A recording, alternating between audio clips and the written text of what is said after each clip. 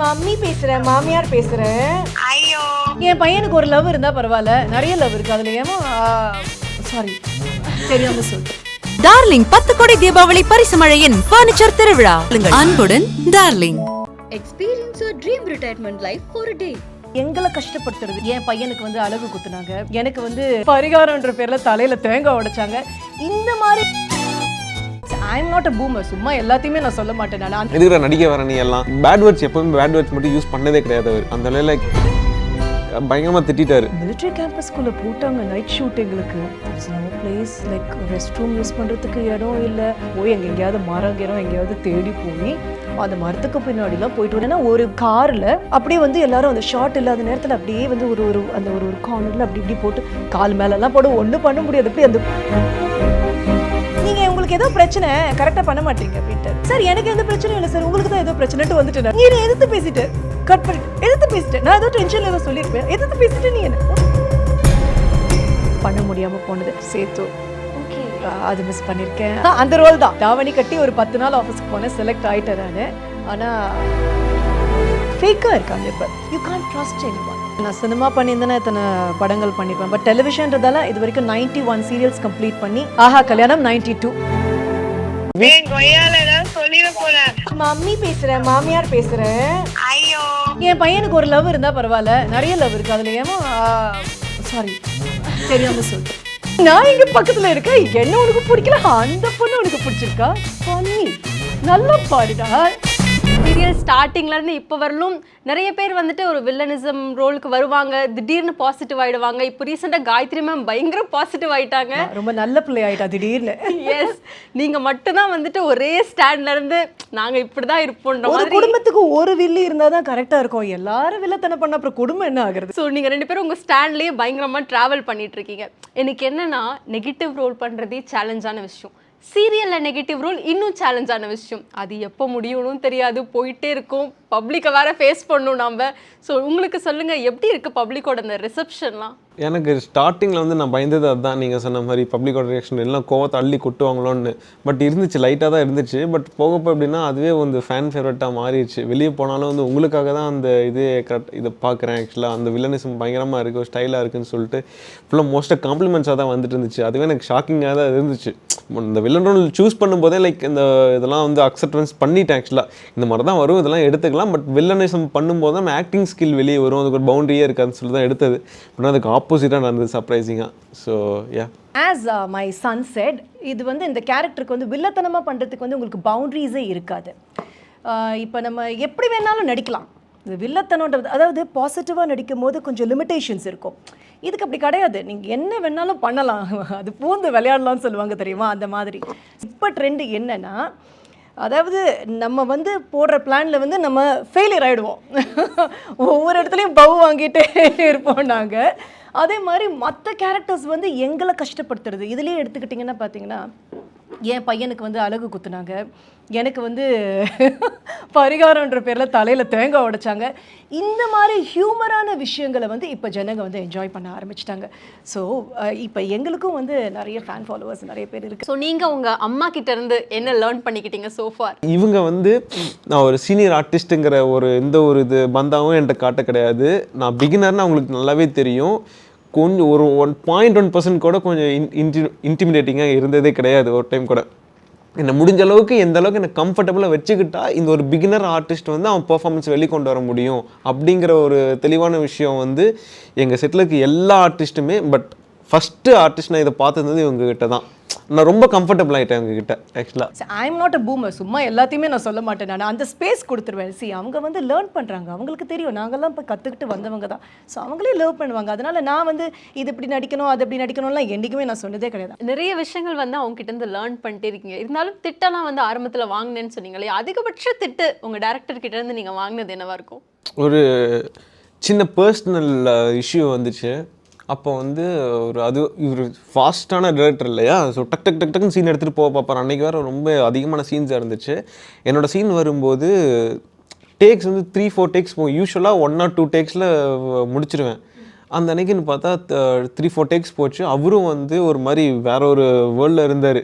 சீக்கிரம் முடிக்கணும், வேறு ப்ரெஷர், அசிஸ்டன்ட் டைரக்டர் சொதப்புவாங்க, யாரோ சொதப்பாங்க, அவங்கள டேக் கேர் பண்ணணும்.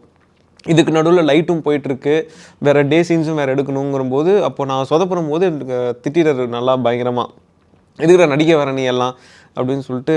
பேட் வேர்ட்ஸ் எப்போவுமே பேட் வேர்ட்ஸ் மட்டும் யூஸ் பண்ணதே கிடையாது அவர். அந்த like I love him so much, அந்த மாதிரி அவர் பயங்கரமாக திட்டார்.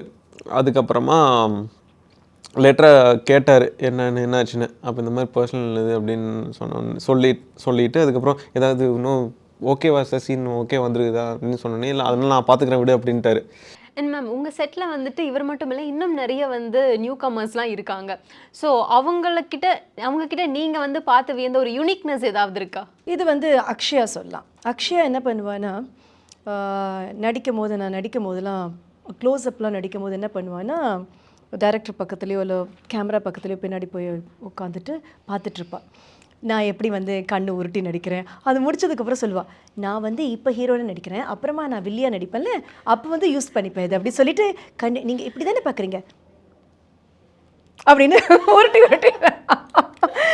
நடிச்சு காமிப்பாவ. மேம் பட் ஏன் உங்களை வந்துட்டு சீரியலை நாங்கள் அதிகம் பார்க்குறோம், பட் மூவிஸில் வந்துட்டு அது கான்சென்ட்ரேஷன் உங்களால் பண்ண முடியாமல் போயிடுச்சா, இல்லை அது எதனால்?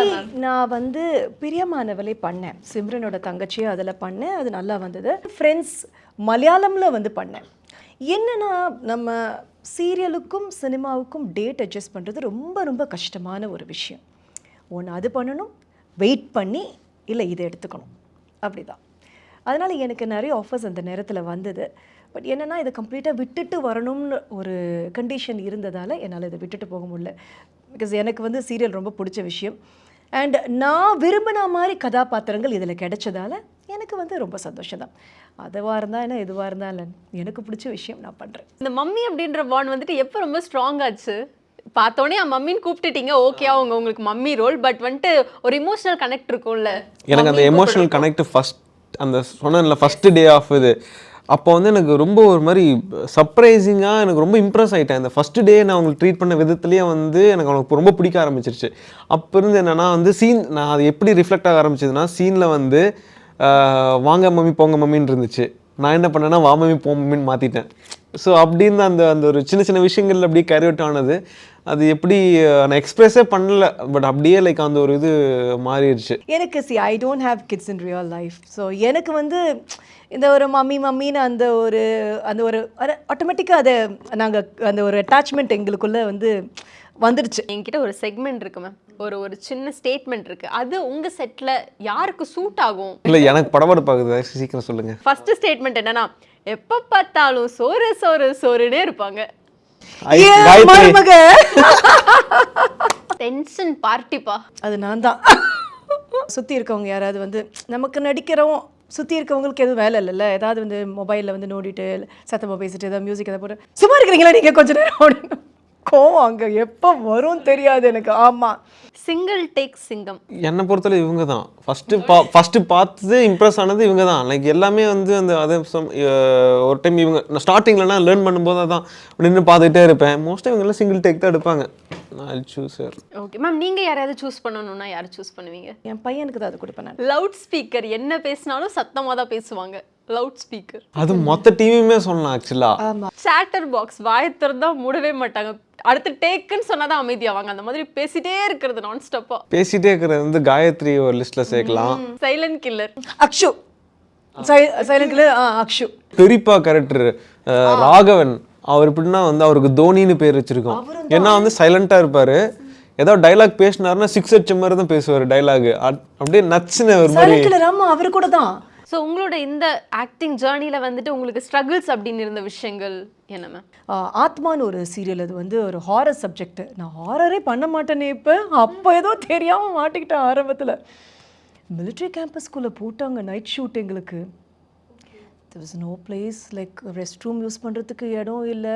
இப்போலாம் I have to thank my co-star தான், பிரேம் தான். இப்போ வந்து அவர் சினிமா போயிட்டார். பிரேம் வந்து இப்போ வந்து அவங்களாம் தான் வருவாங்க கூட எங்கள் கூட. நானே என் சிஸ்டர் பிரேம் எல்லாம் போய் எங்கேயாவது மரங்கிறோம் எங்கேயாவது தேடி போய் அந்த மரத்துக்கு பின்னாடிலாம் போயிட்டு வரோம். இவங்க தான் பாதுகாப்பாக நிற்பாங்க, நாங்கள் பார்த்துக்குறோம், போயிட்டு வாங்க. தூங்குறது அதே மாதிரி நைட் ஷூட்டில் தூங்குறதுனா என்னென்னா, ஒரு காரில் அப்படியே வந்து எல்லாரும் அந்த ஷார்ட் இல்லாத நேரத்தில் அப்படியே வந்து ஒரு கார்னரில் அப்படி இப்படி போட்டு கால் மேலெல்லாம் போட ஒன்றும் பண்ண முடியாது. அப்படி அந்த கொஞ்ச நேரம் கிடைக்கிற நேரத்தில் அப்படி தூங்கிப்போம். இப்போ பரவாயில்ல, இப்போ பிளெஸ்ட் இப்போ சொல்லலாம். நாங்களும் இந்த பீரியட்லேயும் அதையும் பார்த்துட்டோம், இந்த பீரியட்லேயும் என்ஜாய் பண்ணுறோம். இப்போ இந்த கேரவன் பீரியட்லேயும் என்ஜாய் பண்ணுறோம். ஸோ அந்த மாதிரி இடங்கள்லாம் போகும்போது வந்து இப்போ கேரவன் எல்லாம் ப்ரொவைட் பண்ணுறாங்க, அப்போ இல்லை. ஸோ இந்த மாதிரி கஷ்டங்கள் நிறைய இருந்திருக்கு. நைட் ஷூட்ஸு அண்ட் இப்போ நான் வந்து இந்த மாதிரி நிறைய 2-3 கால் ஷீட்லாம் ஒர்க் பண்ணுறதில்ல. ஸோ அப்போ 2-3 கால் ஷீட்லாம் ஒர்க் பண்ணுவேன். ஸோ மார்னிங் 9க்கு ஆரம்பித்து சில நேரத்தில் 2 வரைக்கும்லாம் போவோம் எனக்கு ஷூட்டிங். நீங்கள் உங்களோட ஜேர்னியில் ஏதாவது ஒரு டேரக்டர் கிட்ட திட்டலாம் வாங்கின அனுபவம் இருக்காம? சிஜேபி சார் வந்து கொஞ்சம் ஏதாவது நான் சின்ன விஷயம்னாலும் என்னென்னா சீனியர்கிட்ட யார்கிட்டையாவது காமிக்க முடியலன்னு நம்மளை திட்டுவார். ஒரு சின்ன ஷாட்டு வந்து நிற்கணும், எல்லா ஆர்டிஸ்ட்டும் இருக்காங்க, நான் மட்டும் வந்து அம்மா கிட்ட அம்மா நான் கிளம்புறேன் அப்படின்னு சொல்லிட்டு போனோம். அது என்ன நான் தப்பு பண்ண போகிறேன்? மேக்ஸிமம் டைமிங் அவங்க சொல்ல போகிறாங்க, கூப்பிட போகிறாங்க, நான் வர போகிறேன், அம்மா நான் கிளம்புறேன்ட்டு போகிறேன். நான் பெரிய டயலாக்லாம் ஒன்றும் கிடையாது. அதை விட பெரிய பெரிய டயலாக்லாம் ராதிகா மேடமோ எல்லாரோடையும் நடித்து முடிச்சிட்டேன் அதுக்கு முன்னாடி. ஸோ அன்றைக்கி அவருக்கு வேறு ஏதோ ஒரு டென்ஷன், வேறு யாருக்கிட்டேயும் ஒரு கோவம். அது வந்து ஓகேவே பண்ண மாட்டேன். இந்த டேக்கு போட்டே இருக்குது 3-4 டேக். என்னடா பிரச்சனை? நான் வந்து நின்று நான் போயிட்டு வர அம்மா தானே சொல்கிறேன், கரெக்டாக தானே சொல்கிறேன் அப்படின்னா, நீங்கள் உங்களுக்கு ஏதோ பிரச்சனை கரெக்டாக பண்ண மாட்டீங்க அப்படின்ட்டாரு. சார் எனக்கு எந்த பிரச்சனையும் இல்லை சார், உங்களுக்கு தான் ஏதோ பிரச்சனைட்டு வந்துட்டேன் நான். டாக்டர் அவருக்கு நீ எதிர்த்து பேசிட்டேன், கட் பண்ணிட்டு எதிர்த்து பேசிட்டேன், நான் ஏதோ டென்ஷனில் ஏதோ சொல்லியிருப்பேன், எதிர்த்து பேசிட்டு நீ என்ன உன் தங்கச்சி எதிர்த்து பேசிட்டேன் எங்கள் அக்கா கிட்ட. அதுக்கப்புறம் எல்லோரும் வந்து சாரி சார், சரி சாரி சார் அப்படி சொல்லிட்டு வாங்க போகலாம் அப்படின்ட்டு கூட்டு போய்ட்டு ஷாட்டுக்கு. ஸோ நீங்கள் வந்து இண்டஸ்ட்ரிக்கு வந்தது உங்களோட ஆசை தான்? நான் கம்ப்ளீட்டாக என்னோட ஆசை தான். அது வந்து 1996 வந்தேன் நான். I was introduced as an anchor. So உங்களை மாதிரி தான் நானும் வந்து இன்டர்வியூ எடுத்துகிட்டு எல்லாருக்கும் அந்த மாதிரி பட் ஃப்ரீலான்சராக இருந்ததால் எல்லா சேனல்லையுமே நான் ஒர்க் பண்ணியிருக்கேன். ஸோ இப்போ வந்து விஜய் டிவி இல்லையா, அப்போ கோல்டன் ஈகிள்னு நினைக்கிறேன், அப்போ வந்து விஜய் சூப்பர் அப்படி ஒரு பேராக தானே மாறிச்சு. ஸோ சன் டிவிக்கு பண்ணியிருக்கேன், ராஜ் டிவிக்கு பண்ணியிருக்கேன், எல்லா சேனல்லையும் ஃப்ரீலான்சராக பண்ணியிருக்கேன் நான்.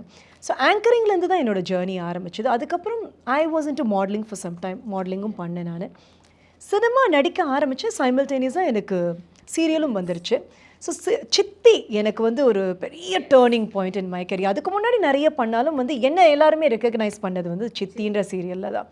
ஸோ அப்படி ஆரம்பிச்சது. அதனால தான் வந்து சில படங்கள் பெரிய டைரக்டர்ஸ் இது வந்தாலும் நான் பண்ண முடியாமல் போனது. மிஸ் பண்ணியிருக்கீங்க படங்கள்? பண்ணியிருக்கேன், சேத்து. ஓகே, அது மிஸ் பண்ணியிருக்கேன். அது உங்கள் ரோல் மேம்? அந்த ரோல் தான். ஓகே, தாவணி கட்டி ஒரு 10 நாள் ஆஃபீஸ்க்கு போனேன், செலக்ட் ஆகிட்டேன் நான். ஆனால் சீரியல் அப்போ ஆங்கரிங்கில் நிறைய பண்ணிகிட்டு இருந்தேன். அப்போ எல்லாத்தையும் விட்டுடணும் அப்படின்னு ஒரு கண்டிஷன் வந்தது. கம்ப்ளீட்டாக எல்லாத்தையும் டெலிவிஷன்றதே வந்து நிறுத்திடணும் அப்படின்னாங்க. அண்ட் படம் முடியறதுக்கும் டைம் சொல்ல முடியாதுன்னதால் எனக்கு ஒரு யோசனை வீட்டில். அதுக்கப்புறமா வந்து இல்லை சீரியல்லே கண்டினியூ பண்ணுன்னு சொன்னதால் எனக்கு I was like very comfortable. எனக்கு முக்கியமான விஷயம், நான் சீரியல் வந்து கண்டினியூ பண்ணதுக்கு காரணம் ஒரு ஆஃபீஸ் மாதிரி, காலைல போனால் நைட் வந்துடலாம். நான் சினிமா பண்ணியிருந்தேன்னா இத்தனை படங்கள் பண்ணியிருப்பேன். பட் டெலிவிஷன்றதால இது வரைக்கும் 91 சீரியல்ஸ் கம்ப்ளீட் பண்ணி ஆஹா கல்யாணம் 92. மேம் இன்னொரு விஷயம் என்ன அப்படின்னா, மீடியாவில் நம்ம வந்துட்டா பெருசாக ஃப்ரெண்ட் சர்க்கிள் வந்து இருக்காது, அது வந்து ஆட்டோமேட்டிக்காக குறைஞ்சிரும் அப்படின்ற மாதிரி ஒரு விஷயம் இருக்குது. அது மித்தா இல்லை உண்மைதானா? மீடியாக்குள்ளே ஃப்ரெண்ட்ஷிப் வச்சுக்கிறது ஐம் ஸ்கேர்ட் டு ஆக்சுவலாக ஃப்ரெண்ட்ஷிப் வச்சுக்கிறது மீடியாக்குள்ளே. ஏன்னா என்னென்னா people will be nice, like நம்மளுடைய எதிர்க்க வந்து ரொம்ப நல்லா இருப்பாங்க. பட் என்னென்னா அதை நம்மளுடைய ஆப்சன்ஸில் வந்து அதை தேல் பிச் அபவுட் யூ. ஸோ அதனால் என்னென்னா இப்போ மீடியாக்குள்ளே ஃப்ரெண்ட்ஷிப்புன்றது வந்து ரொம்ப கடினமான விஷயங்களாக இருக்குது. மீடியாவுக்கு வெளியில் எனக்கு ஃப்ரெண்ட்ஷிப் இருக்குது. ஸோ அப்போ இப்போ கூட நாங்கள்லாம் ஃப்ரெண்ட்ஷிப் எல்லாருமே வந்து ஃப்ரெண்ட்ஸில் வந்து 90s பீரியட் ரீயூனியன் பண்ணோம். ஸோ அந்த ஒரு இது இப்போ இல்லை அப்படின்றது என்னுடைய ஸ்ட்ராங்கான கருத்து. ரொம்ப ஃபேக்காக இருக்காங்க இப்போ. ஸோ இப்போ ரொம்ப அதாவது you can't trust any one. இப்போ என்னென்னா ஃப்ரெண்ட்ஷிப்புன்ற பேரில் வந்து நேராக எல்லாம் நல்லா இருக்கிறாங்க, வெளியில் போகிறாங்க வராங்க, பட் யாருக்குள்ளேயும் உண்மை கிடையாது, சும்மா ஃபேக்காக பழகுறாங்க. ஓகே நாங்களும் ஒரு கேங்காக இருக்கோன்றாங்க. சேம் நானும் அதே தான். இந்த மாதிரி எனக்கு ரொம்ப லிமிட்டாக தான் ஃப்ரெண்ட்ஸ் இண்டஸ்ட்ரிக்குள்ளேயே வச்சுருக்கேன். ஸோ அதான் மித்தபடி பார்த்தா இந்த ஹாய் பை ஒரு மாதிரி. நம்ம கிட்ட ஃபைனலாக ஒரே ஒரு செக்மெண்ட் இருக்குது. என்னால் பண்ண முடியாது, என் பையன் பண்ணுவானா இப்போ சொல்லி. ஓகே நீங்கள் ஒரு ஷீட் எடுக்கலாம். ஓகே என்ன இருக்குது? Call one co artist and do prank. யாருக்கு வேணா பண்ணலாம். ராமு கால் பண்ணட்டுமா? காயத்ரி. ஹலோ ஹலோ சொல்லுங்க அக்கா, என்னங்கக்கா பண்றீங்க? நான் இங்க சும்மா இப்பதான் வெளியே வந்திருக்கேன் கடைக்கு. சரி, உனக்கு 24th ஷூட் சொல்லியிருக்காங்களா? ஆமா சொல்லிருக்காங்க. எனக்கு ஒரு ஹெல்ப் வேண்டா உங்க சைடுல இருந்து. என்னது? எனக்கு 24th ஒரு பர்சனல் ஒர்க் ஒன்று இருக்கு. ஓகே. அதனால கொஞ்சம் எனக்கு வர முடியாது. அப்படியே ரெண்டு மூணு பேர் ஆர்டிஸ்ட்லாம் அப்படியே எனக்கும் பர்சனல் வேற ஒரு ஒர்க் இருக்குன்னு சொன்னா 24th மாற்றி விட்டுருவாங்கல்ல. அதனால பண்ணுவாங்கடா. ஏதோ ஒரு அப்போ ஆமாம் ஆர்டிஸ்டே இல்லை நம்ம எப்படி அந்த அளவுக்கு ஷூட் போவாங்க. ஓகே. அதனால நீயும் அப்படியே கொஞ்ச நேரம் கழிச்சு ஒரு 1 hour கழிச்சு மேனேஜருக்கு கால் பண்ணி இந்த மாதிரி நான் 29th லீவ் கேட்டிருக்கேனே அவங்க கிட்ட. அப்ப 24th அவங்க கொடுத்தாங்க, 29th எடுத்துக்கிட்டாங்கன்னா என்ன பண்றது? அது எடுத்துக்க மாட்டாங்க. நீ 29th லீவ் வாங்கிட்டல்ல.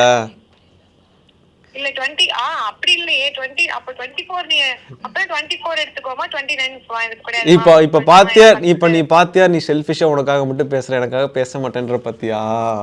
புருஷனை விட்டு கொடுத்துட்ட பாத்தியா? புருஷனை விட்டு கொடுத்துட்ட இல்ல பாத்தியா? திருப்பி டைலாக் சொல்லு.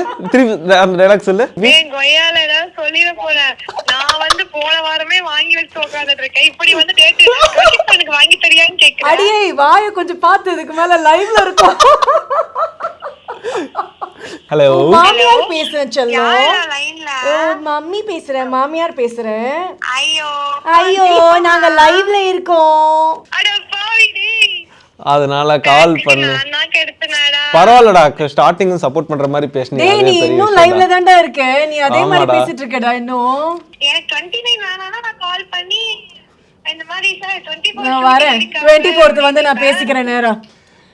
Del about first love. என் பையனுக்கு ஒரு லவ் இருந்தா பரவாயில்ல, நிறைய லவ் இருக்கு. அதுல ஏமா சாரி தெரியாம சொல்லிட்டு நீங்க தான் எடுத்தீங்க. நான் இப்படிதான் எனக்கு தெரியல, ஏதோ வந்து கரெக்டா நீங்க கூலிக்கு விட்டு கரெக்டா நான் எடுக்கிறதுக்கு ஏற்ற மாதிரி ஏதோ வச்சிருக்கீங்க. கரெக்டா இது எப்படி எனக்கு வந்துச்சு? சரி நான் இதை எடுத்துக்கிறேன். ஃபர்ஸ்ட் லவ் இல்லை, ஃபர்ஸ்ட் க்ரஷ் சொல்லலாம். ஸ்கூல் டேஸில் அப்போல்லாம் வந்து எங்களுக்கு இந்த ரிட்ரீட்லாம் போகும். இப்போ ஸ்கூலில் வந்து சம்டைம்ஸ் லாயலா காலேஜ்லேருந்து இங்கே வந்து அந்த குவயருக்கெல்லாம் வருவாங்க இங்கே. ஸோ அப்போ வந்து அங்கே கேரின்னு ஒரு பாய் வருவான். So I had crush for that boy. Kerry. ஆனா கேரி கிட்ட நான் பேசுனதே கிடையாது. என்ன மம்மி? க்ரஷ்ஷாவே போயிடுச்சு. Tell one emotional dialogue in a different mode. அது வந்து சிரிச்சுக்கிட்டே சொல்லணுமா? எனக்கு சொல்லுங்க மம்மி. டேய் மகனே உன்னை சொல்லுங்க. இப்போ வந்து அவங்க தான் உங்க பாய் ஃப்ரெண்ட், உங்க ஃபர்ஸ்ட் க்ரஷ் அந்த கேரி. கேரி பேர் ஞாபகம் இருக்கு. ஆமா. ஹாய்.